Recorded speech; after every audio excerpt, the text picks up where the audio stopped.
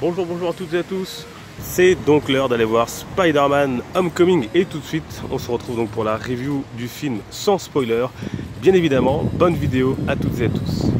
On est donc parti pour une première réaction à chaud. Je viens juste de voir le film, sans spoiler bien évidemment. Spider-Man Homecoming, donc réalisé par Jon Watts avec bien sûr Tom Holland en tant que Spider-Man Peter Parker et Michael Keaton en vautour notamment dans le casting.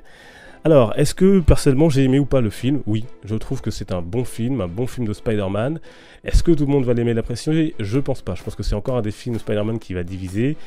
Il y a certaines choses, certains arrangements avec la mythologie entre guillemets Spider-Man qui vont pas plaire à tout le monde. On va en parler, sans spoiler bien évidemment. Mais moi c'est un film que j'ai aimé, c'est un bon blockbuster, c'est dans la lignée des autres films du MCU. Il y a de l'action, il y a de l'humour, peut-être trop, on va y revenir également. Alors justement, on parlait de l'humour. Quand on voit un film avec Peter Parker et Spider-Man, on sait qu'il y aura de l'humour, puisque c'est dans le personnage, c'est dans les canons du personnage, dans les comics. Il est comme ça, Spider-Man il fait des blagues quand il va affronter tel ou tel ennemi, peut-être que c'est pour donner confiance, mais en tout cas il le fait. Là, ce qui va peut-être déranger certains, c'est qu'on a de l'humour vraiment tout le long du film. Je pense que toutes les 2 ou 3 minutes, on a une blague ou un comique de situation qui vient parfois perturber d'ailleurs certaines scènes où on n'aurait pas besoin de ça. Mais parfois, ça marche très très bien. Il y a vraiment des blagues, il y a vraiment des moments très très drôles dans le film. Mais c'est un humour insistant qui va pas plaire à tout le monde, notamment ceux qui en ont un petit peu assez de l'humour dans le MCU. Mais on peut pas faire Spider-Man, je pense, sans un trait d'humour. Là, ils ont peut-être forcé le trait un peu beaucoup.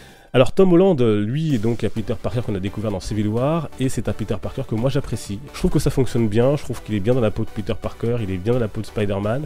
Après, il y a même certains moments où on est vraiment avec lui, on ressent ce qu'il ressent. On ressent les inquiétudes, on ressent les doutes, on ressent les douleurs. Je pense à 2 scènes, notamment une avec Michael Keaton, et puis une autre scène d'action. On a un petit côté Ultimate Spider-Man dans ce film, indéniablement. C'est un peu ce que laissait présager la bande-annonce, notamment avec les amis, les changements donc autour de Flash Thompson, celle sur qui il va flasher, etc.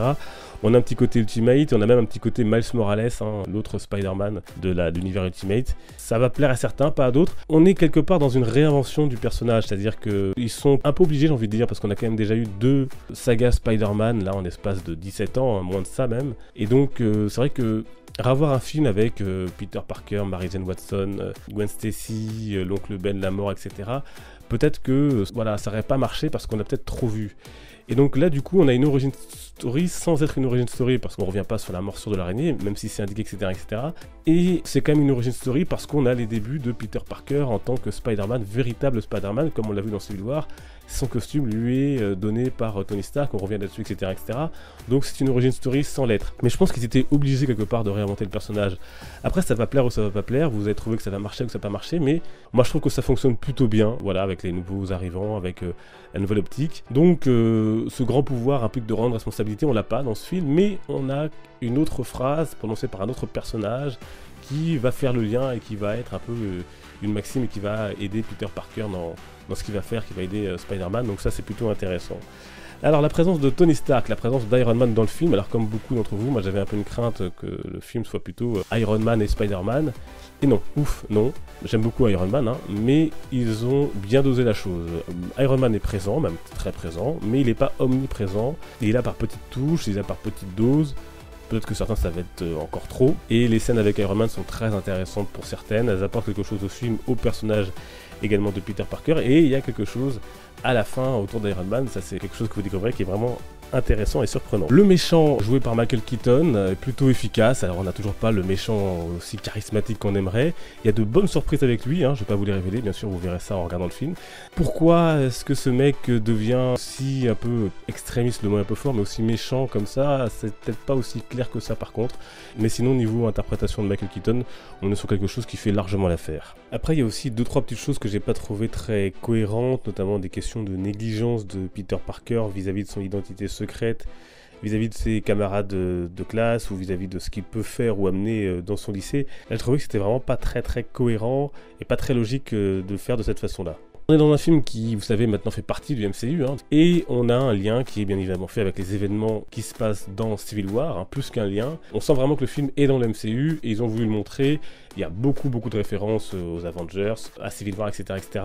Les scènes d'action sont correctes, il y a quelques effets spéciaux parfois où on voit que l'animation numérique est trop appuyée, et donc ça gâche un peu l'effet, notamment sur le costume de Spider-Man et sur les mouvements par moment. Mais bon voilà, globalement c'est un bon film Spider-Man. Il y a aussi donc de petites petite surprise. Donc il y a 2 scènes post-génériques avec un coup de chapeau particulier pour la dernière. Et puis petite surprise également sur l'opening de Marvel, de Marvel Studios, qui est bien sympathique à découvrir. Pour résumer, pour ce premier avis sans spoiler, je vais pas m'éterniser. Vraiment j'ai bien aimé, c'est un bon blockbuster, c'est un bon film de Spider-Man. Je vais pas comparer aux autres sagas pour l'instant parce que c'est que le premier film. Ils ont essayé de faire quelque chose de différent, ça va plaire ou ça va pas plaire. Moi ça m'a plutôt plu, je trouvais ça plutôt intéressant. On retrouve voilà, les canons du personnage, on retrouve la mythologie, mais il y a quelques petites pièces qui changent. Moi je vous conseille d'aller le voir, il y a de l'humour, il y a de l'action, l'histoire en elle-même n'est pas extraordinaire, il n'y a pas des conséquences extraordinaires, donc c'est un bon film Spider-Man. Je vois plus comme un univers un peu Ultimate, peut-être que comme un Spider-Man canonique entre guillemets, c'est peut-être pour ça que j'ai autant apprécié. Vraiment intéressant, foncez le voir, c'est un bon film d'été, et on verra ce que ça va donner par la suite. Voilà donc pour ce film, n'hésitez pas à me dire une fois que vous l'aurez vu, ce que vous avez pensé vous de ce film. On se retrouve quant à nous dimanche pour la prochaine vidéo, la story des films des super-héros, partie 2 des films de 1997 à 2007. D'ici là, on se retrouve bien évidemment sur les réseaux sociaux, Facebook, Twitter, Instagram, Snapchat, les liens sont dans la description. Merci encore de votre grande fidélité, portez-vous bien, bonnes vacances pour celles et ceux qui en ont. À dimanche donc, ciao, les comics sont une fête.